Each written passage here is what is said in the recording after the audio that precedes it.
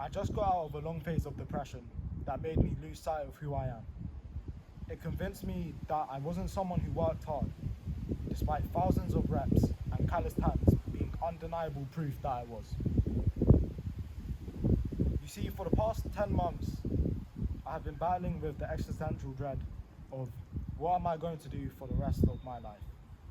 With no answers, despite thinking about it near daily, whilst pushing myself more in training and deepening my faith. Then I got injured and I couldn't train for 2 weeks, which caused me to unravel. With nothing to distract me, I thought more and more, and my thoughts got darker and darker, until all I was thinking is that death would be easier and that I wasn't cut out for this life.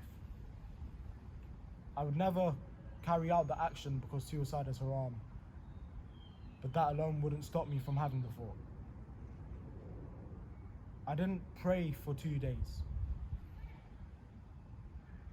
I spoke to one of my friends about the way I was feeling and asked him, who would you rather be around? The version of me who would say he would do something and it gets done, the person who could help others grow, or this depressed version of me who can't do anything?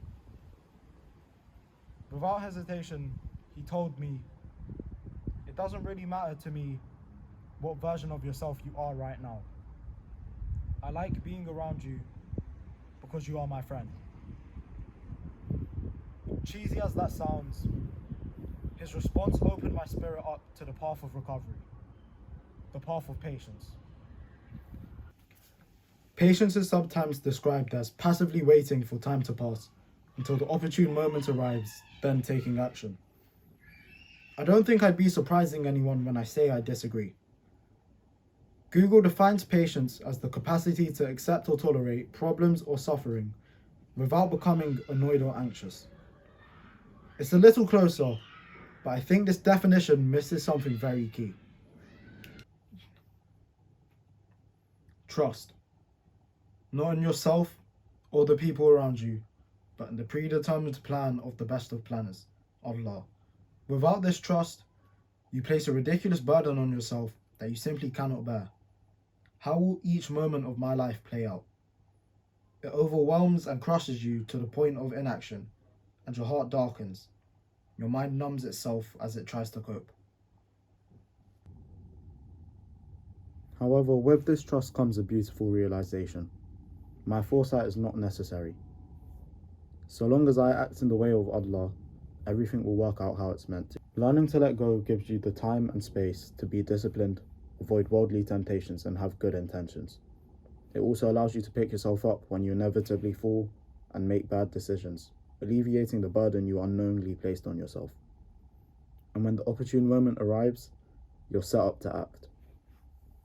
This carries over to other people too. You aren't the only one thinking and worrying about how things are going to turn out. So give others the time and space that they need to be disciplined, avoid worldly temptations, and have good intentions. Everything will work out how it's meant to, not necessarily how you want it to.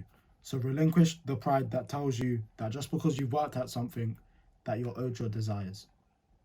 This path on the surface seems uncertain, but beneath the surface lies coherence.